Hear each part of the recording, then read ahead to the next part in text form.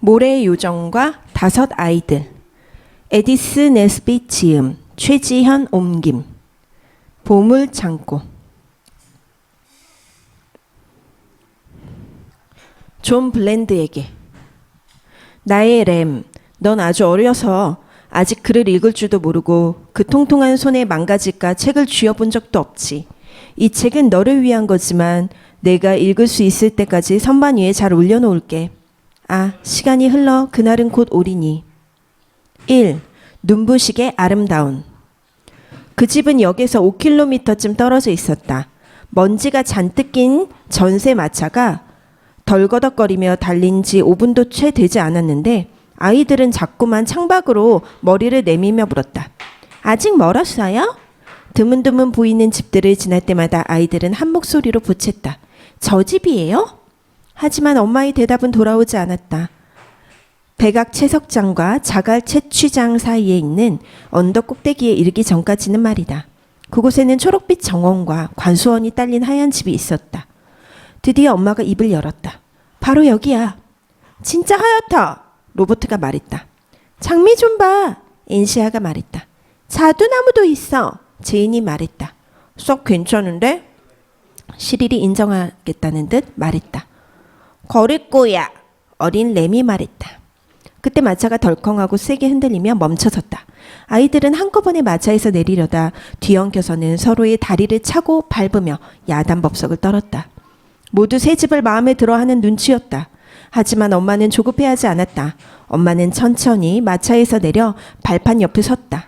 아이들은 정원과 과수원 그리고 집 옆 부서진 출입문과 말라붙은 샘터 위에 제멋대로 자라있는 가시덤불을 향해 신나게 달려갔지만 엄마에게는 상자들을 집 안으로 들이고 마부에게 마차 삭세 지불하는 일이 더 중요한 것 같았다. 하지만 이때만큼은 아이들이 더 현명했다. 사실 그 집은 아름다움과는 거리가 먼 지극히 평범한 집이었다. 엄마는 집이 다소 불편하다고 생각했다. 이렇다 할 선반이나 찬장도 없어 짜증이 나기 때문이다. 아빠는 지붕과 갓돌, 가장자리에 둘러놓은 돌, 위에 달린 철제 장식을 보며 건축가들조차 악몽처럼 끔찍해할 거라고 말했다.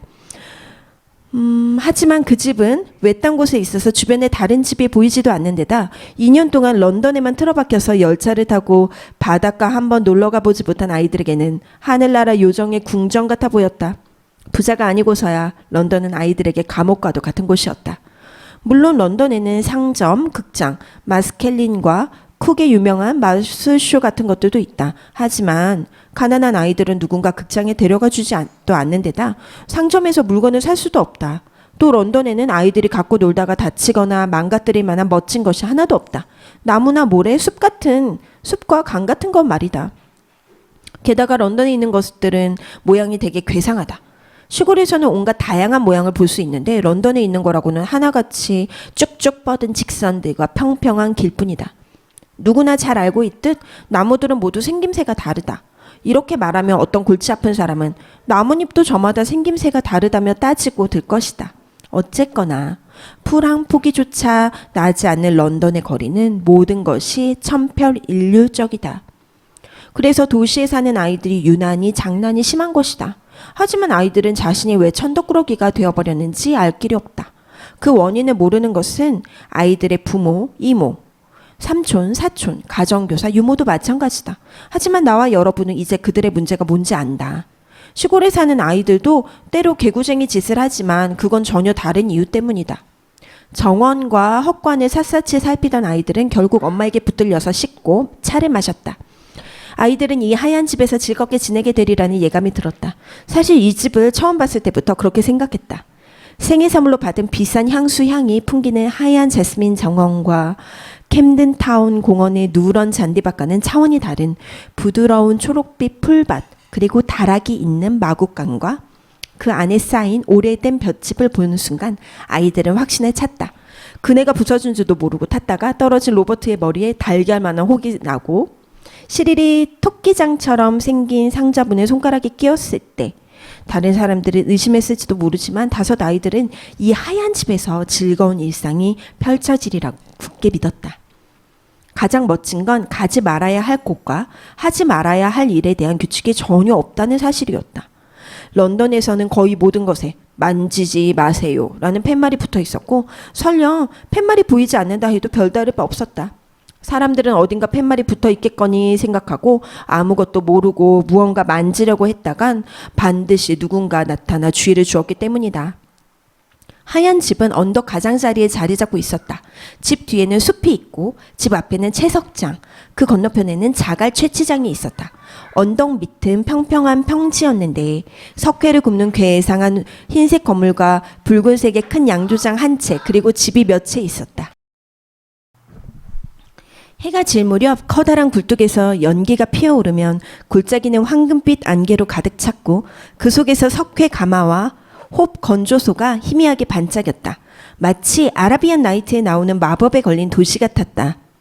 이왕 이야기를 시작했으니 이제부터는 이 아이들의 일상적이고도 재미있는 이야기를 들려줄까 한다.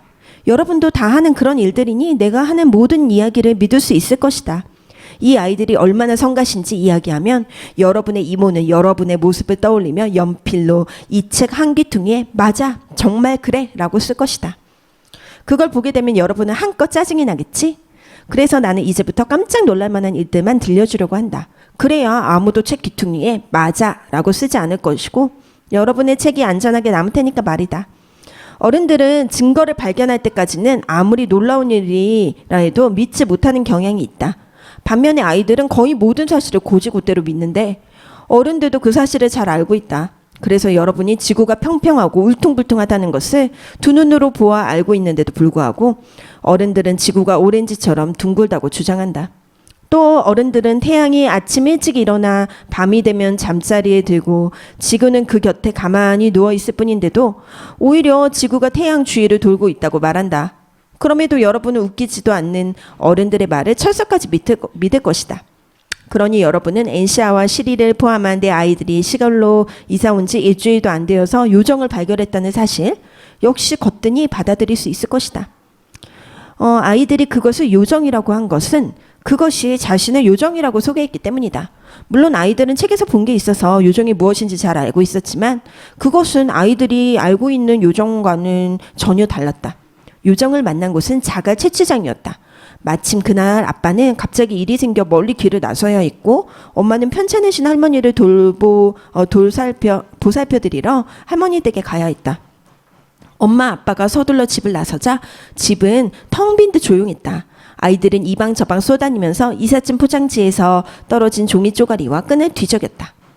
마케이트에서 산 삽을 가지고 나가서 자갈 채취장을 파보자. 해변에 왔다고 생각하면서 말이야. 시릴이 말했다. 아빠가 그러셨는데 거기가 옛날에 해변이었대. 수천 년 된 조가비도 있대. 엔시아가 말했다. 아이들은 자갈 채취장으로 몰려갔다. 자갈 채취장을 멀찍이서 살펴본 적은 있었지만 직접 내려가 보지는 못했다. 아빠에게 꾸중을 들을 것 같았기 때문이다. 채석장도 마찬가지였다. 사실 비탈을 곧바로 가로지르지 않고 손수레를 몰듯이 천천히 돌아서 내려가기만 하면 자갈 채취장은 그리 위험하지 않았다. 아이들은 저마다 삽을 하나씩 쥐고 램, 어린 양을 뜻하는 영어 단어, 이 램을 번갈아 안아들며 걸었다. 램은 아기인 막내 동생을 부르는 말이었다.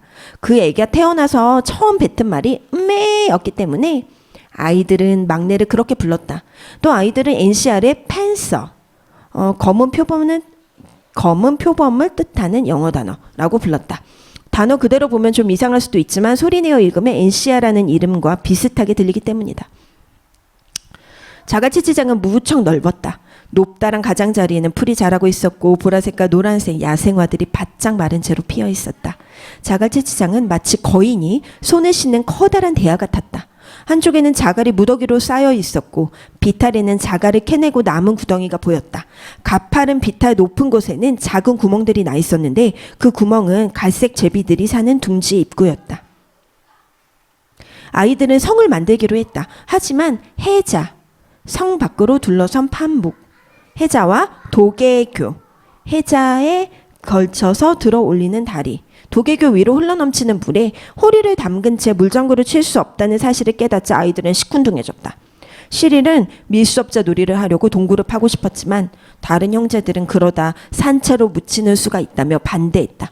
결국 다 함께 성에서 호주로 이어지는 구멍을 파기로 했다.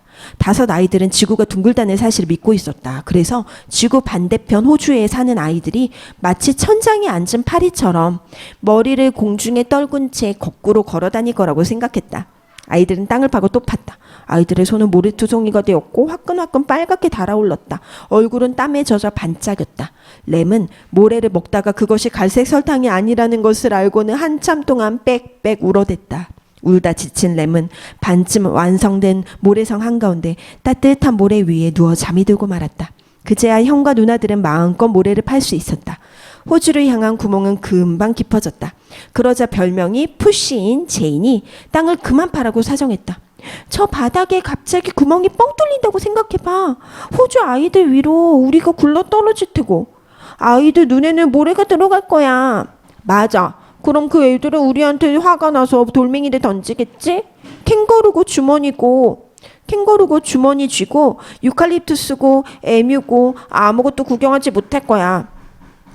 호주가 그렇게 가깝지 않다는 것을 알고 있던 시리가 엘시아는 삽질을 그만두기로 했다. 대신 손으로 계속 땅을 팠다. 부드럽고 마른 모래였기 때문에 손으로 구멍을 파는 것은 그리 어렵지 않았다. 바닷가 모래처럼 말이다. 모래 속에는 작은 조개 껍질도 있었다.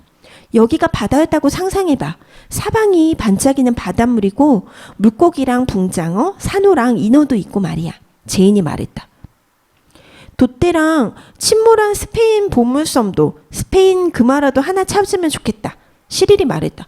그런데 어쩌다 바닷물이 사라졌을까? 로버트가 묻자 시릴이 말했다. 양동이에 담아서 퍼낸 건 아니겠지 멍청아. 아빠는 지구 속이 너무 뜨거워졌다고 하셨어. 가끔 침대 속에서 내 몸이 막 뜨거워지는 것처럼 말이야. 지구가 어깨를 구부리니까 이불이 흘러내리듯 바닷물도 흘러나가 버렸겠지. 결국 지구의 어깨는 밖에 나와 있다가 마른 땅으로 변해버린 거야.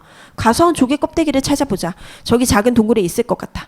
저기 튀어나온 건 난파선의 닷 아닐까? 호주 구멍 속은 너무 더워서 안 되겠어.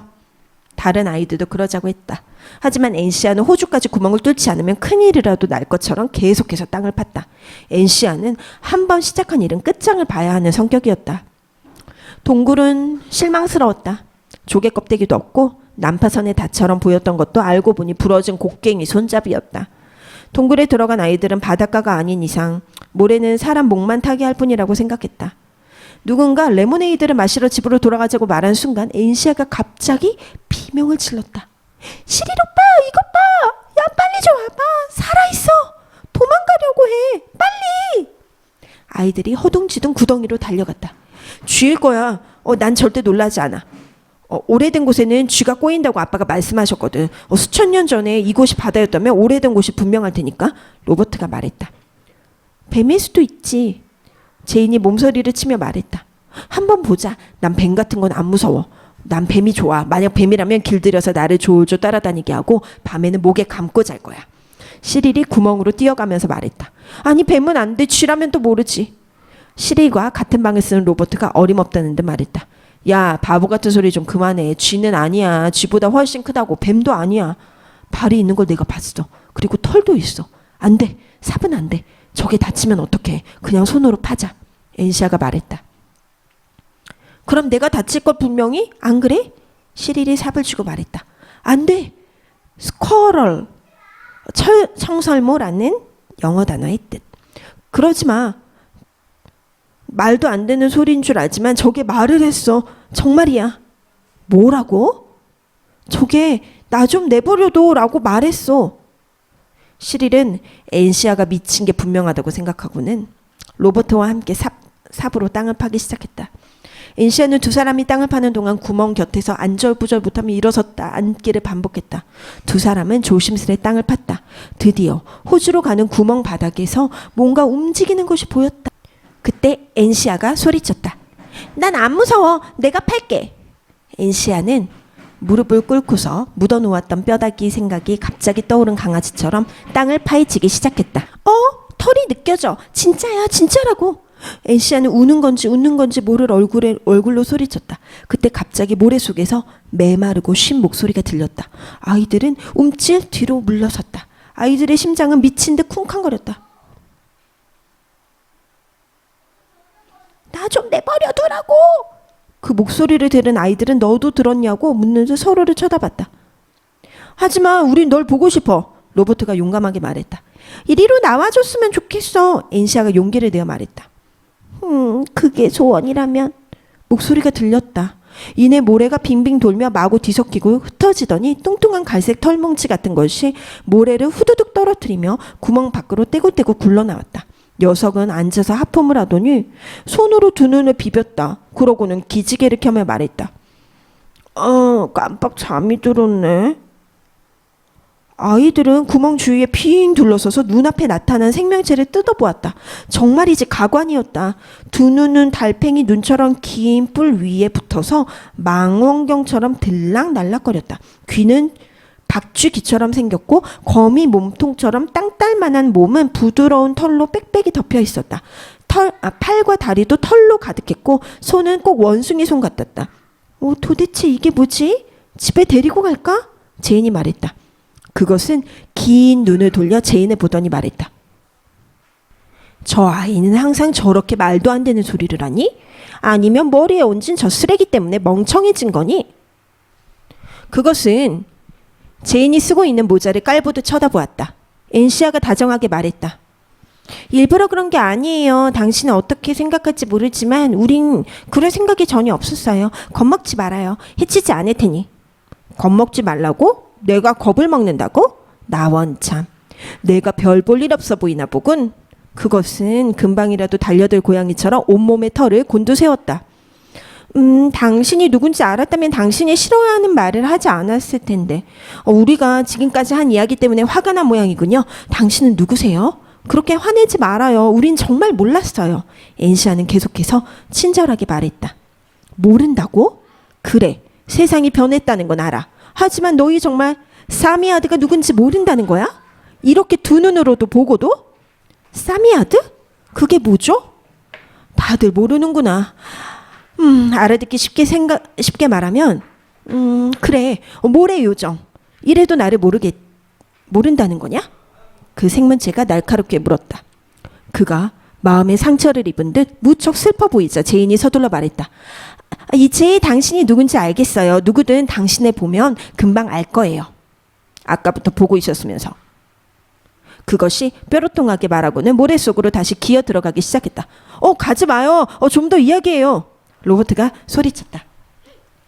당신이 모래의 요정인지는 몰랐어요. 하지만 당신을 본 순간 내가 지금까지 본 것 중에 가장 멋지다는 걸 바로 깨달았죠. 이 말을 들은 모래의 요정은 불쾌함이 조금 가신 듯했다.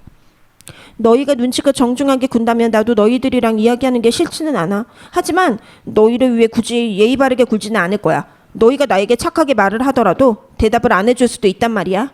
자, 이제 말해봐. 그러나 다들 무슨 말을 해야 할지 몰라 떠오르지가 않았다. 로버트가 가까스로 생각해낸 질문을 내뱉었다. 여기서 얼마나 살았어요? 수천 년 됐지. 사미아드가 대답했다. 그 이야기 좀 해줘요. 얼른요. 모두 책에 나와 있어. 당신 이야기 없어요. 당신에 대해 모두 이야기해줘요. 우린 당신에 대해서 아무것도 모르잖아요. 당신은 정말 멋져요. 모래요정은 쥐처럼 긴 수염을 부드럽게 쓰다듬으며 미소 지었다. 제발 이야기해줘요. 아이들이 합창하듯 말했다. 깜짝 놀랄 만한 일에도 단순에 저금하는 아이들을 보면 참 신기하다. 5분 전만 하더라도 이 아이들은 세상에 모래요정 같은 것이 있을 거라고는 생각지도 못했지만 지금은 모래요정과 오래전부터 알고 지내기라도 한 것처럼 함께 이야기를 나누고 있었다. 사미아드는 눈을 집어넣고는 말했다. 그 옛날처럼 정말 화창하군. 지금은 메가테리움, 만년 전에 살던 대형 초식 동물. 메가테리움을 어디서 잡지? 뭐라고요?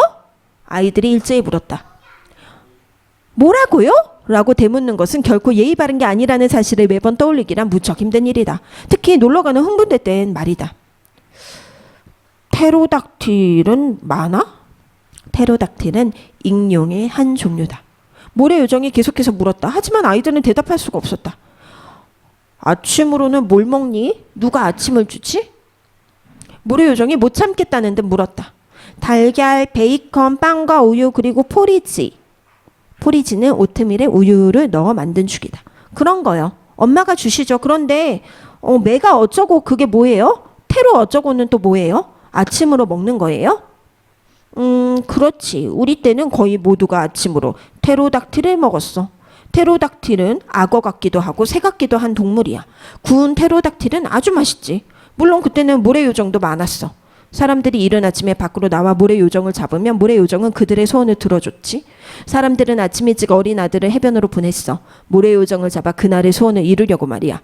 대개는 집안에 장남을 시켜서 요리하기 쉽게 토막난 메가테리움을 얻어 어깨에 달라고 소원을 빌었어. 메가테리움은 코끼리만 해서 고기도 많았거든. 물고기를 원하면 이크티오사우루스를 잡게 해달라고 빌었지. 길이가 6m에서 12m나 되니 이크티오사우루스 역시 먹을 것이 참 많았어. 가금류로는 플라시오사우루스가 있었는데 그건 역시 뜯어먹을 때가 많았지. 하지만 저녁 잔치를 벌릴 때는 언제나 메가테리움을 요리했어. 이크티오사우루스로 잔치를 하기도 했지. 지느러미가 아주 맛있는 데다 꼬리로는 스프도 만들 수 있거든. 남은 고기가 차갑게 식어 산더미처럼 쌓여 있었겠네요. 커서 훌륭한 가정주부가 되고 싶어하는 엔시아가 말했다. 아니야. 절대 그런 일은 없었어. 해질 무렵이면 남은 고기들은 돌로 변했거든. 돌로 변한 메가테리움의 뼈가 지금도 여기저기에서 발견된다고 하던데. 사미아드가 말했다. 누가 말해줬어요? 시릴이 물었다. 그러자 모래요정은 얼굴을 찡그리며 털이 북슬북슬한 손으로 미친 듯이 땅을 파기 시작했다. 가지 마요! 아이들이 일제히 소리쳤다. 메가테리움을 아침으로 먹던 때 이야기를 좀 더 해줘요. 그때도 세상은 이랬어요? 사미어드는 땅 파던 것을 멈췄다. 전혀 아니지. 내가 살던 곳은 온통 모래뿐이었어. 석탄이 나무에서 자라고 총알 고둥은 쟁반만 했지. 한번 찾아봐. 모두 돌로 변했겠지만 말이야. 우리 모래요정들은 해변에 살았어. 아이들이 작은 돌삽과 돌 양동이를 갖고 와서는 우리가 살 모래성을 만들어주곤 했어. 수천 년이 지난 지금도 아이들은 모래성을 만든다더군. 습관을 바꾸기란 쉽지 않은 법이지. 그런데 어쩌다 모래성에서 살지 않게 된 거죠? 로버트가 물었다. 거기엔 슬픈 사연이 있어. 사미아드가 우울한 얼굴로 말했다. 아이들이 성에 해자를 만들기 시작했기 때문이야. 불결한 바닷물이 거품을 부글거리며 모래성으로 밀려들었고 모래요정들은 물에 젖자마자 감기에 걸렸지.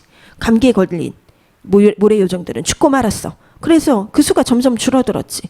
그 뒤로 사람들은 모래요정을 만나면 메가테리움을 달라고 빌고는 평소에 2배를 먹었어. 다시 모래요정을 만나 소원을 빌려면 몇 주가 걸릴 수도 있었으니까. 당신도 물에 젖은 적 있나요? 로버트가 물었다. 모래요정은 몸서리를 치며 말했다. 딱 한 번. 내 왼쪽 12번째 콧수염 끄트머리가 젖었었지. 눅눅한 날이면 아직도 그때가 떠올라. 평생 딱 한 번이었지만 나에게는 꽤 큰일이었으니까. 가엾은 내 수염이 햇볕에 마르자마자 나는 해변 외딴 곳으로 달려가서 따뜻하고 마른 모래로 손수 집을 만들고 쭉 그곳에서 살았어. 그 뒤 바다가 옮겨갔지. 이제 더 이상 이야기하기 싫어. 딱 한 가지만 더요. 지금도 사람들의 소원을 들어줄 수 있나요? 아이들이 물었다. 물론이지. 조금 전에 너희 소원도 들어줬잖아. 너희가 이리로 나와줬으면 좋겠어 라고 말해서 이렇게 나왔지. 그럼 한 가지만 더 들어주시면 안 돼요? 좋아. 하지만 얼른 빌어. 너희가 지겨워지기 시작했으니까. 누군가 3가지 소원을 빌라고 하면 뭘 빌까? 하고 여러분도 가끔 상상해 보았을 것이다. 그리고 3가지 소원 이야기. 유럽에서 전해 내려오는 옛 이야기. 나무꾼 할아버지가 우연히 요정을 구해주고 요정이 보답으로 나무꾼 부부에게 3가지 소원을 들어주겠다고 했다. 할머니가 소세지를 먹고 싶다고 말하자 정말 소세지가 생겼다. 할머니가 소원을 허투루 쓴데 화가 난 할아버지가 할멈 코에나 붙어라! 라고 말하자 소세지는 할머니의 코에 붙어버렸다. 결국 마지막 소원은 할머니 코에서 소세지를 떼는데 쓸 수밖에 없었지. 그 3가지 소원에 나오는 할아버지와 할머니를 한심하다고 여기며 만약 그럴 기회가 온다면 한치도 머뭇거리지 않고 꼭 필요한 3가지 소원을 생각해낼 수 있을 거라 자신하면서 말이다. 이 아이들도 종종 그런 이야기를 했지만 정작 그 기회가 닥치자 마음을 정할 수가 없었다. 얼른! 모래요정이 짜증스럽게 말했다. 아무도 소원을 생각 못하고 있는데 엔시아가 남자 형제들에게는 한 번도 털어놓지 않았던 자신과 제인의 은밀한 소원을 간신히 떠올렸다. 시레이가 로버트가 좋아하지 않을 거라는 걸 짐작했지만 아무 소원도 말하지 않는 것보다는 나을 것 같았다. 우리 모두 눈부시게 아름다워졌으면 좋겠어요. 엔시아가 다급하게 말했다. 아이들은 서로를 바라보았지만 평소보다 더 아름다워진 사람은 아무도 없었다. 그때 사미아드가 눈을 길게 빼더니 숨을 멈추고는 몸을 부풀리기 시작했다. 그러자 몸이 2배로 커지고 털도 더 많아졌다. 그런데 그가 갑자기 긴 한숨을 내쉬었다. 못하겠어. 안 한 지 너무 오래됐나 봐. 사미아드는 변명하듯 말했다. 아이들은 몹시 실망했다. 다시 해봐요. 사실 너희 소원을 하나씩 들어주려고 힘을 남겨놨어. 하지만 너희가 뜻을 모아서 하루에 한 가지 소원만 빈다면 한번 힘써볼게. 그렇게 할래? 네, 좋아요. 제인과 엔시아가 대답했다. 남자아이들은 고개를 끄덕였다. 남자아이들은 모래 요정이 소원을 들어줄 거라고 믿지 않았다. 언제나 남자아이들보다는 여자아이들이 더 순진한 법이다. 모래 요정은 방금 전보다 더 길게 눈을 빼고는 몸을 부풀리고 또 부풀렸다. 다치지 말아야 할 텐데, 엔시아가 말했다. 피부가 찢어질 것 같아. 로버트가 걱정스럽게 말했다. 모래 요정은 모래구멍을 거의 꽉 메울 만큼 부풀어 올랐다가 숨을 내쉬며 원래 크기로 돌아갔다. 그 모습에 아이들은 안심했다.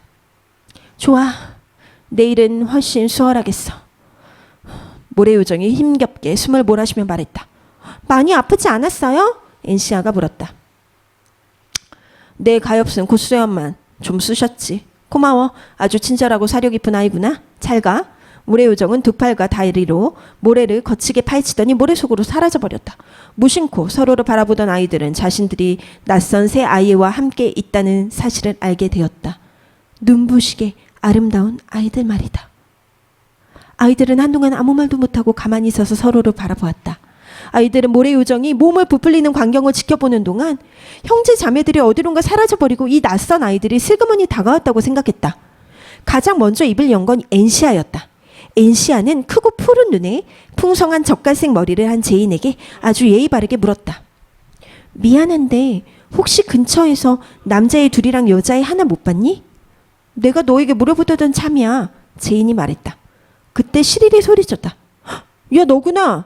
네 앞치마에 난 구멍을 보니 알겠다. 너 제인이야. 그렇지. 그리고 넌 팬서고. 더러운 수수고문을 보니 알겠네. 베인 엄지손가락을 감싸고 나서 새 걸로 바꾸지 않았잖아. 이런, 결국 소원이 이루어진 거야. 얘들아, 나도 너희처럼 멋있어졌어? 엔시아가 단호하게 말했다.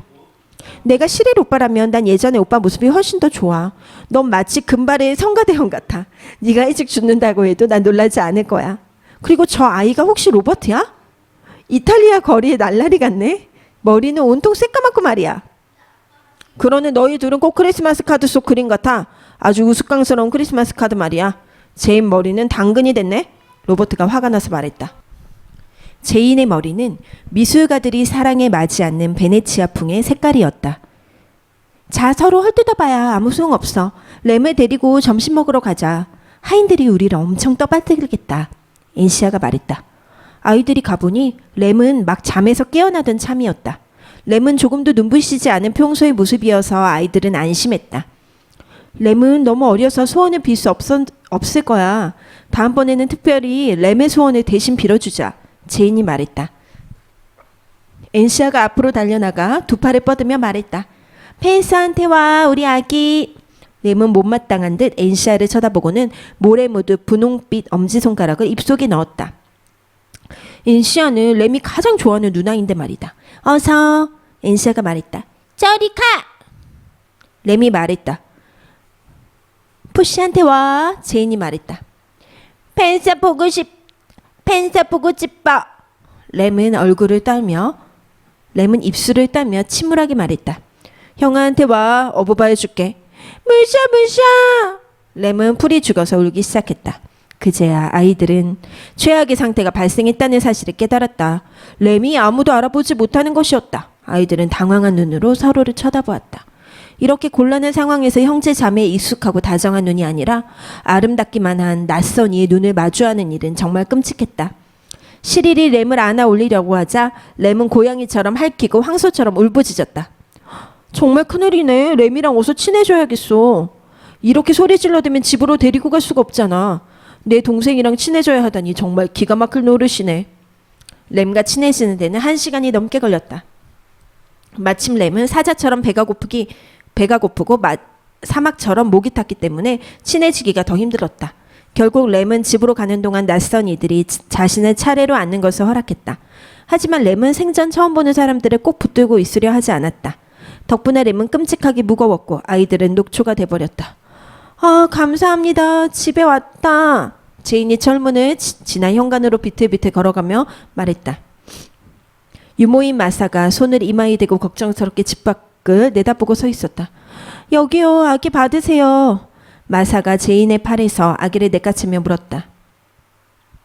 고맙구나, 아기를 무사히 데리고 와줘서. 그런데 다른 아이들은 어디 있지? 너희는 누구고? 우리가 우리죠, 로버트가 말했다. 우리라니? 너희는 언제 집에 돌아갈 거니? 마사가 경멸하듯 물었다. 우리라고요. 우리가 눈부시게 아름다워지긴 했지만요. 제가 시릴이고 이 아이들이 제 동생들이에요. 너무 배가 고파요. 이상한 말씀하지 마시고 우리를 들여보내주세요. 시릴이 말했다. 마사는 시릴에게 뻔뻔스럽다며 마구 욕을 퍼붓고는 코앞에서 문을 닫으려고 했다. 우리가 좀 달라졌다는 거 알아요. 하지만 전 엔시아가 맞아요. 우리 너무 지쳤어요. 점심시간도 한참 지났잖아요. 누군지 모르겠다만 점심은 너희 집에 가서 먹으렴. 그리고 혹 우리 집 아이들이 너희에게 이런 연극을 시킨 거라면 가서 내 말을 똑똑히 전해라. 혼이 나봐야 정신을 차리겠냐고 말이다. 그럼 무슨 일이 일어날지 그 아이들도 짐작할 거다. 이렇게 말하고 그녀는 문을 쾅 닫았다. 시릴이 초인종을 거치게 눌렀지만 집 안에선 아무런 대답이 없었다. 잠시 후 요리사가 창밖으로 머리를 내밀고 말했다. 계속 안 가고 붙어있으면 경찰을 부를 줄 알아? 그리고 요리사는 창문을 콱 닫았다. 안 되겠어. 이러다 감옥에 끌려가겠어. 엔시아가 말했다. 시릴과 로버트는 말도 안 된다며 아무리 영국 법이라 해도 눈부시게 아름답다는 이유로 사람을 감옥에 보낼 수는 없다고 했다. 하지만 그렇게 불평을 하면서도 그들은 엔시아와 제인을 따라 골목길로 향했다. 해가 지고 나면 원래 우리 모습으로 돌아올 거야. 제인이 말했다. 그거야 모르지. 지금은 예전과 다를 수도 있어. 메가테리움 시대 이후 많은 것들이 변했으니까. 시릴이 풀이 죽어 말했다. 엔시아가 갑자기 소리쳤다. 해가 지면 우리는 돌로 변할지도 몰라. 메가테리움 시대 때처럼 말이야. 다음 날이면 우리는 흔적도 없이 사라지겠지? 엔시아가 울기 시작했다. 제인도 따라 울었다. 남자아이들도 얼굴이 하얗게 질렸다. 더 이상 어떤 말도 하고 싶지 않았다. 끔찍한 오후였다. 주변에는 빵 한 조각은커녕 물 한 잔 구걸할 만한 집이 없었다. 아이들은 마을에 내려가는 것을 두려웠다. 마사가 바구니를 두고 마을로 향하는 것을 본 데다가 그 마을에는 지역 경찰관이 있었기 때문이다. 그렇다. 아이들은 모두 눈부시게 아름다웠지만 사냥꾼처럼 배가 고프고 스펀지처럼 목이 말라 더할 나위 없이 불행했다. 아이들은 하얀 집에 있는 하인들에게 집 안에 들어가게 해달라고 자신들의 이야기를 들어보라고 3번이나 부탁했지만 모두 허사였다. 로버트가 집 뒤쪽 창문 중 하나로 기어 올라갔다. 창문을 넘어 들어가 형과 누나들에게 문을 열어줄 심산이었다. 그러나 창문이 너무 높아 손이 닿지 않았다. 그때 마사가 맨 꼭대기에 있는 창문에서 화장실용 물병에 든 차가운 물을 로버트의 머리 위로 쏟아부었다. 저리 가! 이 냄새나는 이탈리아 원숭이야! 결국 아이들은 울타리 밑 말라붙은 도랑에 한 줄로 앉아서 해가 지기를 기다렸다. 해가 지면 자신들이 정말 돌로 변할지 아니면 원래 모습으로 돌아갈지 궁금해하면서 말이다. 아이들은 여전히 서로가 낯설게 느껴져 가능한 마주보지 않으려고 애썼다. 목소리는 그대로였지만 얼굴은 눈부시게 아름다운 나머지 쳐다보면 짜증이 날 지경이었기 때문이다. 길고 끔찍한 침묵을 깬 건 로버트였다. 난 우리가 돌이 될 거라고 생각하지 않아. 모래 요정이 말했어. 내일도 우리 소원을 들어준다고 말이야. 우리가 돌이 되면 그럴 수 없을 거 아니야? 안 그래? 맞아. 나머지 아이들이 대답했지만 모두 마음이 편치 않았다. 더 길고 더 끔찍한 침묵이 흘렀다. 이번에는 시릴이 불쑥 말을 꺼내 침묵을 깼다. 엔시아와 제인 두 여자를 겁먹게 하고 싶진 않지만 나부터 시작되고 있는 것 같아. 한쪽 발에 감각이 없어. 돌로 변하고 있는 거야. 이제 곧 너희도 시작되겠지? 걱정 마. 어쩌면 형만 돌이 되고 우리는 괜찮을지도 몰라. 그렇게 되면 우리가 형의 석상을 소중하게 다뤄줄게. 화환도 걸어줄 거야. 로버트가 상냥하게 말했다. 다행히 시릴이 너무 오래 쪼그리고 앉아있던 탓에 발의 감각이 사라진 것이다. 결국 따끔따끔 다리가 저려오며 감각이 돌아오자 다들 신경질을 부렸다. 아무것도 아닐 일로 우리를 겁주다니. 엔시아가 말했다. 가장 끔찍했던 3번째 침묵은 제인이 깼다. 이 소원에서 무사히 벗어나게 되면 모래 요정에게 우리가 어떤 소원을 빌더라도 하인들이 눈치채지 못하게 해달라고 하자. 제인의 말에 아이들은 그저 작은 신음소리만 낼 뿐이었다. 너무도 절망스러워서 기분 좋은 다짐을 하는 것조차 힘겨웠다. 배고픔과 두려움, 우울함, 피곤함, 가장 끔찍한 이 4가지가 한데 뒤섞이더니 마침내 한 가지 선물을 낳았다. 그건 바로 잠이었다. 아이들은 한 줄로 나란히 누워 잠이 들었다. 그 아름다운 눈을 감고 아름다운 입을 벌린 채 말이다. 엔시아가 가장 먼저 잠에서 깨어났다. 어느덧 해가 저물어 노을이 깔리고 있었다. 엔시아는 자기 몸을 세게 꼬집었다. 살이 물컹 꼬집히는 것을 느낀 순간 엔시아는 자신이 돌이 되지 않았다고 확신했다. 다른 아이들을 꼬집어 봤더니 그들 역시 말랑말랑했다. 일어나! 엔시아는 너무 기뻐서 눈물이 날 것 같았다. 우린 괜찮아. 우린 돌이 아니야. 아, 시릴 오빠. 죽은 깨와 갈색 머리 그리고 작은 눈으로 돌아왔네. 정말 못생겼지만 이 편이 좋아. 너희 모두. 엔시아는 동생들이 서운해하지 않도록 덧붙였다. 집으로 돌아간 아이들은 마사에게 호되게 혼이 났다. 마사는 낯선 아이들 이야기를 들려줬다. 잘생긴 건 분명했지만 무례하고 건방졌어. 그랬겠죠. 마사에게 그 사건을 해명하는 것이 얼마나 부질없는 짓인지 깨달은 로버트가 말했다. 그런데 너희는 도대체 어디 있었던 거니? 이 말썽쟁이들아. 골목길에요. 그럼 왜 몇 시간 동안 집에 들어오지 않은 거야? 그 아이들 때문에 올 수 없었어요. 엔시아가 말했다. 누구 말하는 거냐? 눈부시게 아름답던 그 아이들 말이에요. 그 아이들이 해가 질 때까지 우리를 붙잡아뒀거든요. 그 아이들이 갈 때까지 우린 돌아올 수 없었어요. 얼마나 분통이 터졌는지 몰라요. 아, 빨리 저녁 주세요. 너무 배고파요. 그러자 마사는 화난 목소리로 말했다. 배가 고프다고? 하루 종일 밖을 쏘다녔으니 당연하지. 오늘 일로 모르는 아이들과는 어울리지 말아야 한다는 것을 배웠을 거다. 홍역에 걸려 이곳에 온 것일지도 모르지. 잘 기억해도 그 아이들을 다시 만나면 말도 섞지 말고 눈도 마주치지 말고 곧장 나한테 와서 말해. 그 근사한 얼굴들을 엉망으로 만들어줄 테니. 그 아이들을 다시 만나면 꼭 알려드릴게요. 엔시아가 말했다. 로버트는 요리사가 쟁반에 내온 차가운 고기에 시선을 고정하고는 진심에서 우러나오는 목소리로 나지막히 덧붙였다. 그 아이들을 다시 만나지 않도록 정말 조심할게요. 그 후